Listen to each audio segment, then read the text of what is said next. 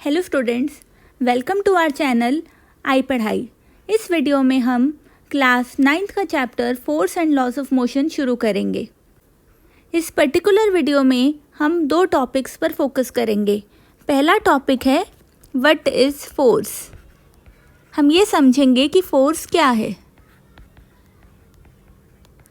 और दूसरा टॉपिक हम जो पढ़ेंगे वो है the concept of balanced and unbalanced forces.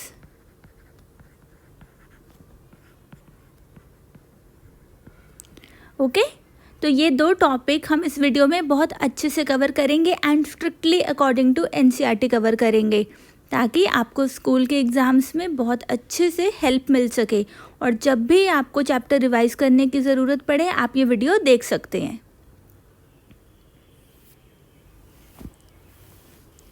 तो स्टूडेंट्स, जो आपने इससे पहला चैप्टर आपने कौन सा पढ़ा था? मोशन, है ना। अब मोशन चैप्टर में आपने क्या पढ़ा? स्पीड के बारे में, वेलोसिटी के बारे में, एक्सीलरेशन के बारे में, है ना, यही सब पढ़ा। तो बेसिकली आपने पहले चैप्टर में ये समझा कि ऑब्जेक्ट जो है वो किस तरह से अपना मोशन करता है, ठीक है, उसकी स्पीड किस तरह से बढ़ सकती है, उसकी वेलोसिटी किस तरह से चेंज हो सकती है। तो basically in the first chapter you were studying only about the motion of the object, ठीक है, कि कोई ऑब्जेक्ट मूव कर रहा है फिर वो स्टॉप हो गया एंड सो ऑन। अब आपने जो नहीं पढ़ा फर्स्ट चैप्टर में वो ये था कि भाई ऑब्जेक्ट मूव तो कर रहा है बट उसके मूव करने के पीछे कारण क्या है। हमने क्या नहीं पढ़ा? हमने कॉज ऑफ मोशन नहीं पढ़ा कि आखिर इस मोशन का कॉज क्या है।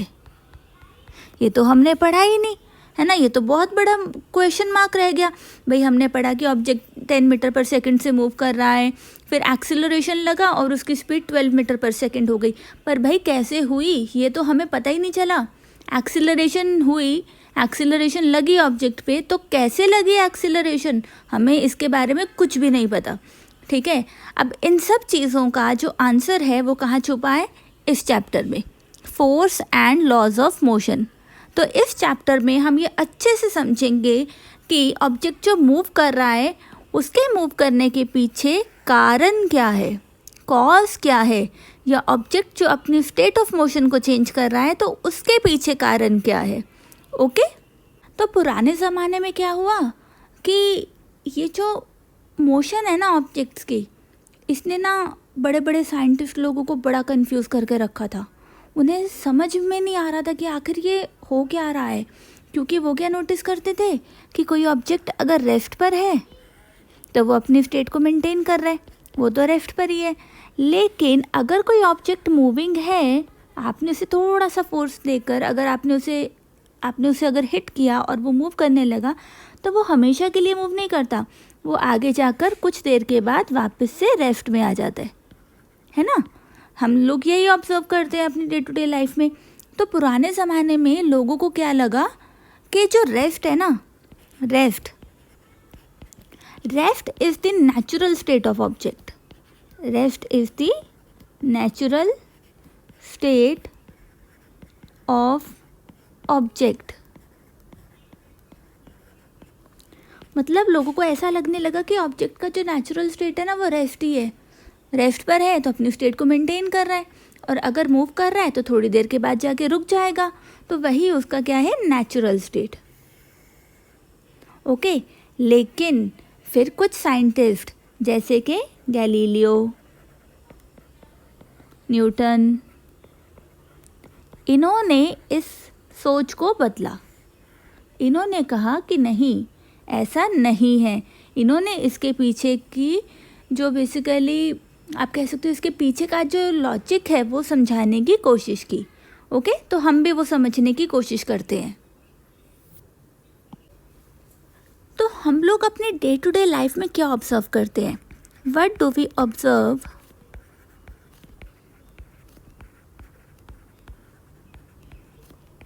इन our day to day life?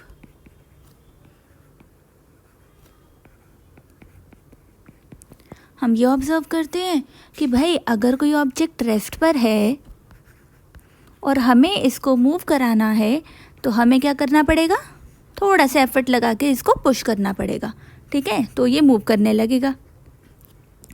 या फिर हम ये नोटिस करते हैं कि अगर कोई ऑब्जेक्ट ऑलरेडी मूविंग है, ये ऑब्जेक्ट ऑलरेडी मूविंग है and we want to stop it, हम इसे रोकना चाह रहे हैं, तो इसको रोकने के लिए हमें अगेन कुछ एफर्ट लगाना पड़ेगा ऑपोजिट डायरेक्शन में, है ना, तो ये रेस्ट में आ जाएगा। ये हम अपने डे टू डे लाइफ में ऑब्जर्व करते हैं। यानी कि यहाँ से एक बात समझ में आती है हमें कि to change the motion of an object we need to apply some effort. We need to apply some effort, है ना। इस एफर्ट को हम क्या बोलते हैं, इस एफर्ट को हम बोलते हैं फोर्स। तो हम अपने डे टू डे लाइफ में क्या ऑब्जर्व करते हैं कि किसी भी ऑब्जेक्ट को मूव कराने के लिए या मूविंग ऑब्जेक्ट को रोकने के लिए हमें कुछ एफर्ट लगाना पड़ता है और उस एफर्ट को हम क्या बोलते हैं, फोर्स। तो अब हम फोर्स को डिफाइन करेंगे।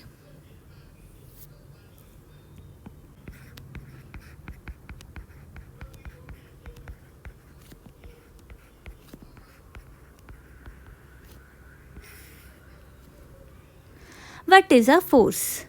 तो फोर्स को हम कुछ ऐसे डिफाइन कर सकते हैं कि force is an external agent.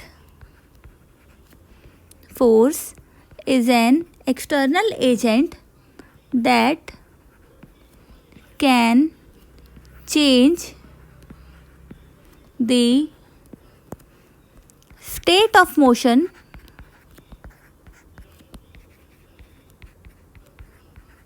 of an object. That is, it can bring a moving object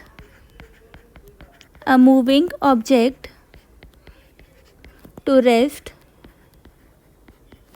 or can make a stationary object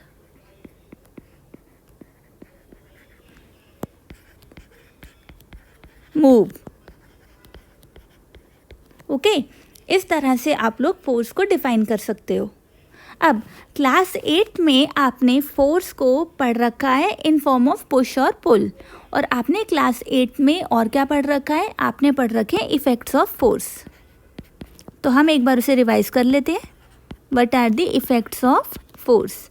क्योंकि क्या है, फोर्स को हम देख नहीं सकते, है ना, फोर्स को हम टच नहीं कर सकते, फोर्स को हम टेस्ट नहीं कर सकते, लेकिन हम फोर्स के इफ़ेक्ट्स ज़रूर समझ सकते हैं, इफ़ेक्ट्स फील कर सकते हैं। तो पहला इफ़ेक्ट फोर्स का क्या है कि it can be used to change the magnitude of velocity of an object, है ना। It can be used to change the magnitude of velocity of an object, मतलब it can speed up or speed down a moving object. Okay, it can change the direction of moving object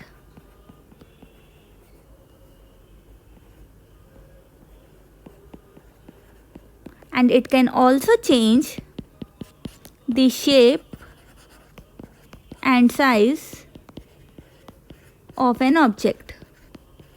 ये सब आपने class 8 में पढ़ रखे हैं, right. आगे बढ़ते हैं। नेक्स्ट कॉन्सेप्ट आता है बैलेंस्ड एंड अनबैलेंस्ड फोर्सेस का।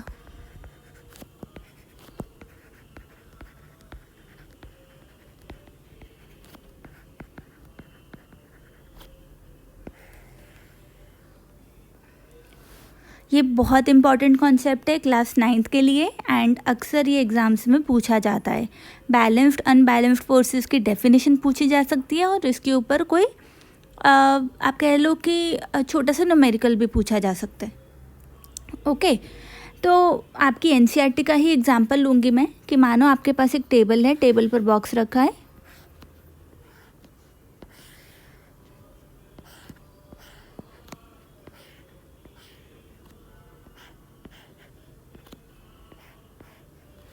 टेबल पर हमने एक बॉक्स रखा है इस तरह से।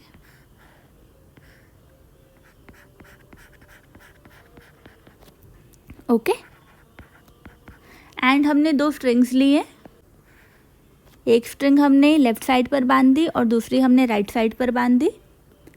ठीक है, यहाँ पर इसको हम x लिख देते हैं, यहाँ पर हम इसे y लिख देते हैं। ये दो डायरेक्शंस हैं x और y, और इन डायरेक्शंस में हम लोग फोर्स अप्लाई करेंगे। ओके, तो हम ऐसा देखते हैं कि अगर हम x डायरेक्शन में फोर्स अप्लाई करेंगे इस तरफ को, तो क्या होगा कि बॉक्स जो है वो राइट साइड में मूव करने लगेगा। एग्री करते हो मेरे साथ? ओके, उसी तरह से हम देखेंगे कि अगर हम y डायरेक्शन में फोर्स लगाएंगे तो बॉक्स जो है वो y डायरेक्शन में मूव करने लगेगा। राइट, मतलब बॉक्स को अगर आप लेफ़्ट की तरफ खींचोगे तो बॉक्स जो है वो उसी तरफ मूव करने लगेगा। अब साथ के साथ हम ये भी नोटिस करेंगे कि अगर हम x और y डायरेक्शन में इक्वल फोर्सेस लगाएं, जिसका मतलब क्या हुआ कि हमने मानो इधर भी सेम एफर्ट लगाया x डायरेक्शन में भी और y डायरेक्शन में भी हमने सेम एफर्ट लगाया, तो क्या होगा? सोचो, किसी चीज़ को आप लेफ़्ट साइड से भी पुल कर रहे हो और लेफ़्ट साइड से भी पुल कर रहे हो, राइट साइड से भी पुल कर रहे हो, है ना, और बराबर का एफर्ट लगा रहे हो दोनों तरफ, तो क्या वो ऑब्जेक्ट मूव करेगा? नहीं करेगा। बिल्कुल सही। तो इस केस में हमने क्या देखा कि जब भी हम इक्वल फोर्सेस लगा रहे हैं, whenever we apply equal forces in opposite direction,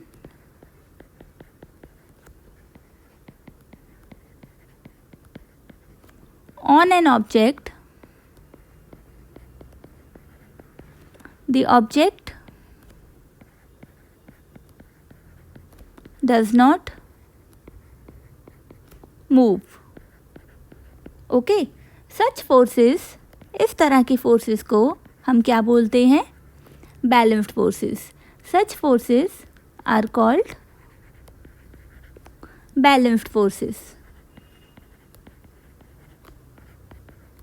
आया समझ कि जब भी हम ऐसी फोर्सेस ऑब्जेक्ट के ऊपर लगा रहे हैं जिन फोर्सेस के इन्फ्लुएंस के अंडर ऑब्जेक्ट मूव नहीं कर रहा, तो ऐसी फोर्सेस को हम क्या कहते हैं? Balanced forces. ओके, आप यहाँ पर एक और पॉइंट ऐड कर सकते हो कि बैलेंस्ड फोर्सेस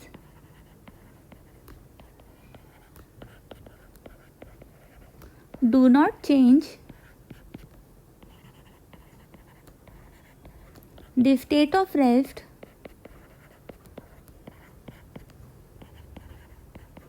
और state of motion of an object। ये पॉइंट इंपॉर्टेंट है और मैं आपको इसे समझा देती हूँ।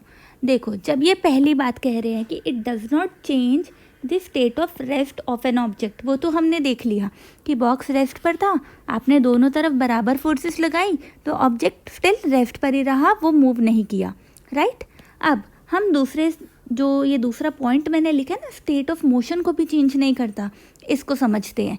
इसका मतलब ये है कि मानो आपके पास एक ऐसा ऑब्जेक्ट है जो कि मूव कर रहा है और कांस्टेंट स्पीड से मूव कर रहा है ना, जैसे मानो ये 10 मीटर पर सेकंड से मूव कर रहा है, इस तरह से। अब ऐसे में अगर आप इसके ऊपर बैलेंस्ड फोर्सेस लगाओगे, मतलब आप इसके ऊपर इक्वल एफर्ट लगाओगे ऑपोजिट डायरेक्शन में, तो भी क्या होगा, इसके स्टेट ऑफ मोशन पे कोई चेंज नहीं आएगा, जिसका मतलब ये है कि it will continue to move with the same speed. आई बात समझ में? पक्का? ओके, आगे बढ़ते हैं। अब हम बात करेंगे अनबैलेंस्ड फोर्स के बारे में। मानो हमने इस तरह से फोर्स लगाई कि एक पर्टिकुलर डायरेक्शन में हमने जो फोर्स लगाई वो ज़्यादा है और दूसरी डायरेक्शन में जो हमने फोर्स लगाई वो कम है। मतलब एक्स डायरेक्शन में हमने ज़्यादा एफर्ट से पुल किया और वाई डायरेक्शन में हमने कम एफर्ट से पुल किया, तो सोचो क्या होगा? यस, आपने बिल्कुल सही सोचा, जो ऑब्जेक्ट है वो एक्स डायरेक्शन की तरफ मूव करने लगेगा। एग्री? क्योंकि उस डायरेक्शन में हमने ज़्यादा एफर्ट लगाया, हमने ज़्यादा फोर्स लगाई। तो इस केस में हम ऐसा कहेंगे कि इस ऑब्जेक्ट के ऊपर एक नेट अनबैलेंस्ड फोर्स लग रही है। किस डायरेक्शन में वो फोर्स लग रही है? एक्स डायरेक्शन में वो फोर्स लग रही है। यानी कि जिस डायरेक्शन में ऑब्जेक्ट मूव कर रहा है उस डायरेक्शन में ऑब्जेक्ट के ऊपर अनबैलेंस्ड फोर्स लग रही है, जिसकी वजह से वो ऑब्जेक्ट मूव कर पा रहा है। ओके, तो हम अनबैलेंस्ड फोर्स के लिए क्या कह सकते हैं? Whenever unbalanced force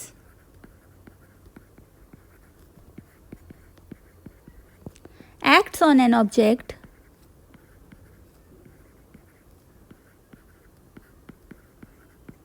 there will be a change in state of motion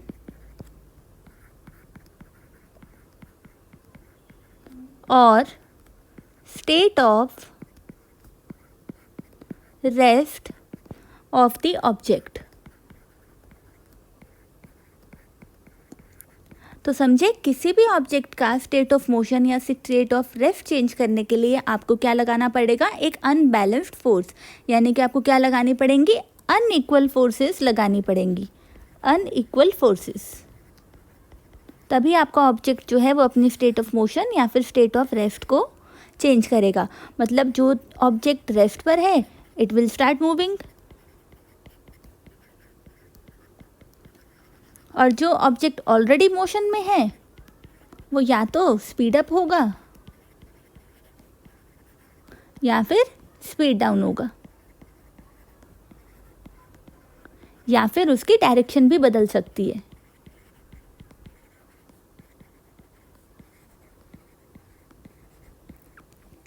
okay, अब आगे बढ़ते हैं। ओके, एक एग्जाम्पल लेते हैं। मानो फ्लोर पे एक बॉक्स रखा है और एक बच्चा उसे पुश करने की कोशिश कर रहा है। ठीक है, अब इनिशियली क्या होगा कि बच्चा जब उसके ऊपर फोर्स लगाएगा, उसे पुश करने की कोशिश करेगा, तो ऑब्जेक्ट क्योंकि वो हैवी है तो वो इतना इजीली मूव नहीं हो पाएगा। ठीक है, बच्चा क्या कर रहा है? पुश कर रहा है, but object is not moving. Why it is not moving? सोचो, बिल्कुल सही सोचा, फ्रिक्शन की वजह से, है ना? Due to friction it is not moving. क्योंकि अभी जो फ्रिक्शन लग रही है वो हमारी अप्लाइड फोर्स के बराबर लग रही है। मतलब अभी बच्चे ने जो फोर्स लगाया और जो फ्रिक्शन फोर्स लग रही है यहाँ पर, वो दोनों सेम है। ठीक है, ये फ्रिक्शन है और ये अप्लाइड फोर्स है। अब नेक्स्ट हम क्या करेंगे? नेक्स्ट केस में जो बच्चा है वो थोड़ी सी ज़्यादा फोर्स लगाता है।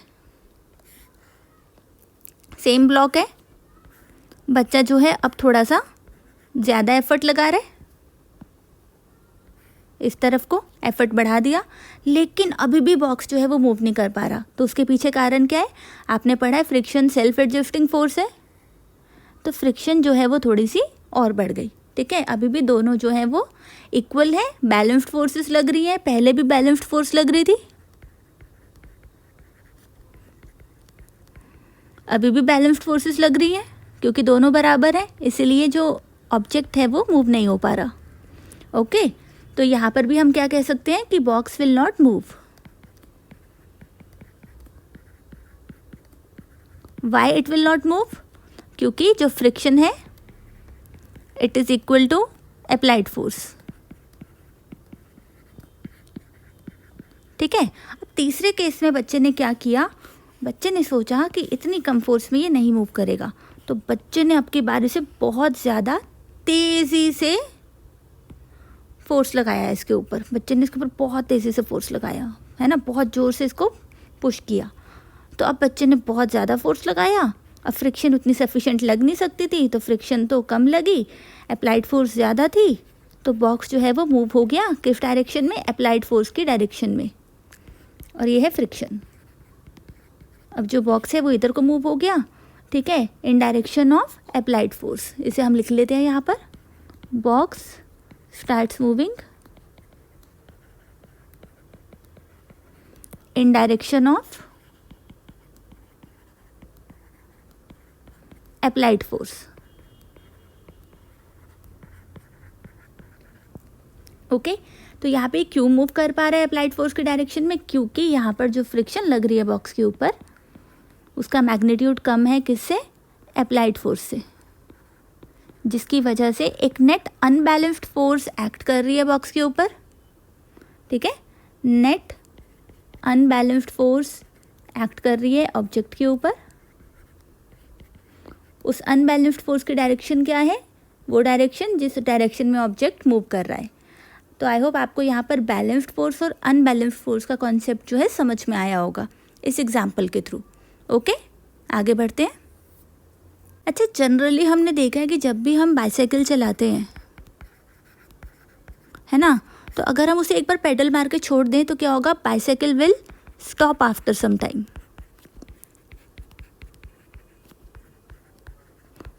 वाई, क्योंकि आपने पेडलिंग छोड़ दी। तो यहाँ से हमारे दिमाग में ऐसा आता है कि यार शायद बाइसाइकिल को एक कांस्टेंट स्पीड से चलाने के लिए हमें ना लगातार फोर्स लगाते रहने की ज़रूरत है, यानी कि किसी भी ऑब्जेक्ट को मोशन में रखने के लिए फोर्स इज़ नेसेसरी। क्या दिमाग में आता है हमारे कि फोर्स इज़ नेसेसरी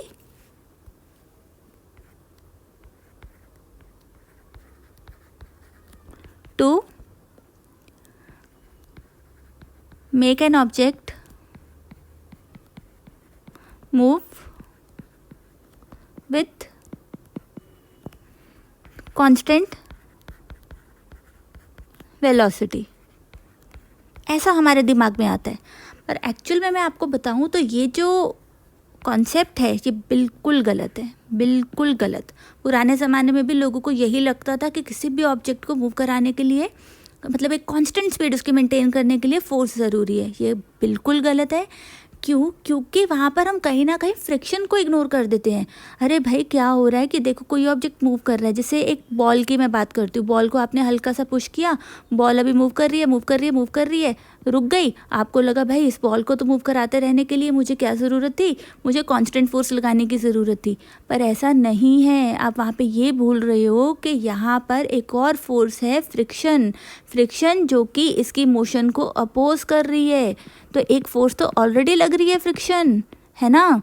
तो आप जो कह रहे हो कि भाई मुझे कांस्टेंट फोर्स इसके ऊपर लगानी पड़ेगी इसको लगातार मूव कराते रहने के लिए, वो क्यों? वो इसलिए क्योंकि आपको फ्रिक्शन को बैलेंस करना है। तो बेसिकली एक ऑब्जेक्ट को लगातार एक कांस्टेंट वेलोसिटी से मूव कराने के लिए किसी भी नेट फोर्स की ज़रूरत नहीं होती है।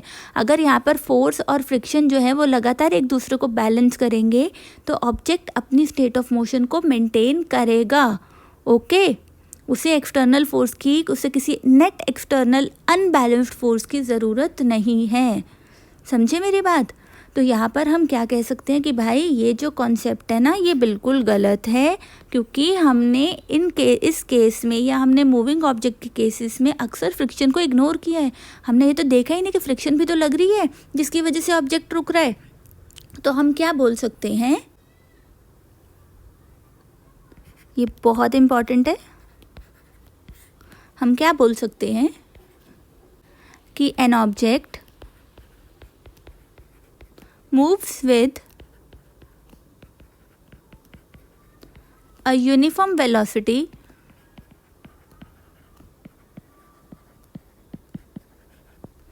when the forces acting on the object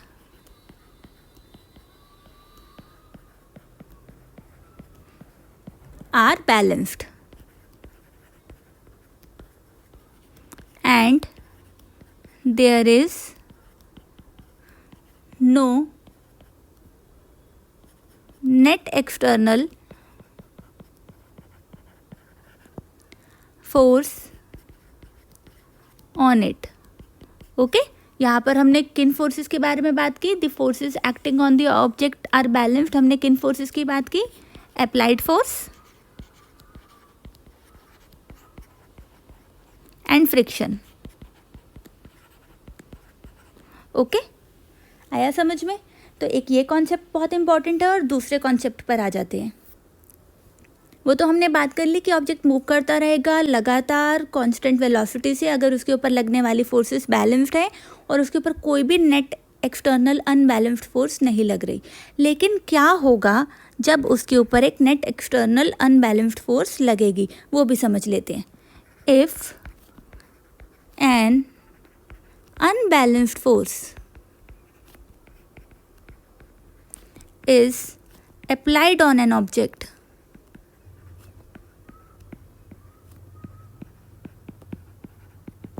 there will be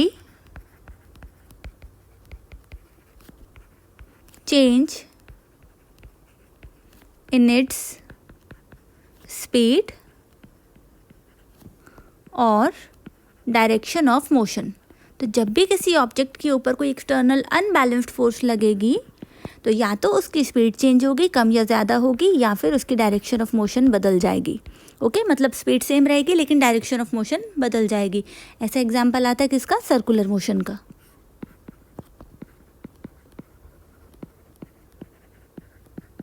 जैसे सर्कुलर मोशन में क्या होता है कि कोई ऑब्जेक्ट है, ठीक है, मूव कर रहा है एक पर्टिकुलर डायरेक्शन में, लेकिन आपने उसके ऊपर फोर्स लगाया, अनबैलेंस्ड फोर्स, उससे उसकी स्पीड में तो कोई चेंज नहीं आया, लेकिन क्या हुआ, उसकी डायरेक्शन जो है वो बदल जाएगी. वो ऑब्जेक्ट इस तरह से मूव करने लगेगा और धीरे धीरे करके अगर आपने इस फोर्स को मेंटेन किया तो वो धीरे धीरे धीरे धीरे धीरे करके सर्कुलर मोशन में मूव करने लगेगा. क्योंकि हर इंस्टेंट पर वो जो ऑब्जेक्ट है वो जाना चाहता है टेंजेंशियल डायरेक्शन में, लेकिन आप उसके ऊपर लगा रहे हो हर जगह परपेंडिकुलर फोर्स, जिसे हम सेंट्रीपिटल फोर्स कहते हैं. ठीक है, तो हर बार ऑब्जेक्ट का क्या होगा, डायरेक्शन ऑफ मोशन जो है वो बदल जाएगा और धीरे धीरे जो ऑब्जेक्ट है वो सर्कुलर पाथ में घूमने लगेगा. है ना, आप हर बार इस तरह से फोर्स लगा रहे हो, परपेंडिकुलर फोर्स लगा रहे हो, तो हर बार ऑब्जेक्ट का जो पाथ है वो बदलता रहेगा और धीरे धीरे वो सर्कुलर मोशन में घूमने लगेगा. तो आया समझ में? अच्छा, इसमें एक चीज़ और इम्पॉर्टेंट है कि this change in speed or direction will continue till the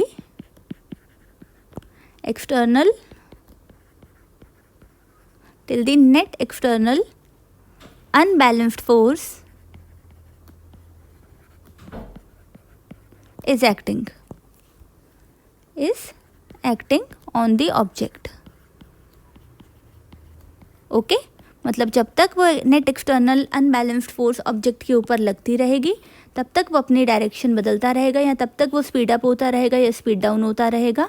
जैसे ही आपने ये एक्सटर्नल फोर्स हटा दी वैसे ही ऑब्जेक्ट जो है वो वापस अपनी जो स्टेट ऑफ मोशन है, जिसमें लाइक जहाँ पर आपने वो फोर्स हटाई, वो जो उसकी स्टेट ऑफ मोशन है उसमें वो मूव करने लगेगा. ओके,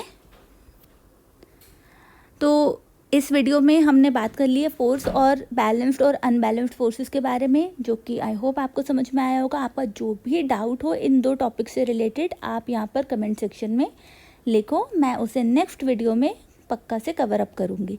ओके, एंड ये वीडियोस बिल्कुल भी मिस मत करना, क्योंकि आपके स्कूल लेवल के हिसाब से बहुत इंपॉर्टेंट वीडियोस हैं. क्योंकि मैं कोई भी बाहर का कॉन्सेप्ट नहीं यूज़ कर रही हूँ, टोटली एनसीईआरटी का कॉन्सेप्ट है एंड ये आपकी बहुत ज़्यादा हेल्प करेगा स्कूल एग्ज़ाम्स में. ओके.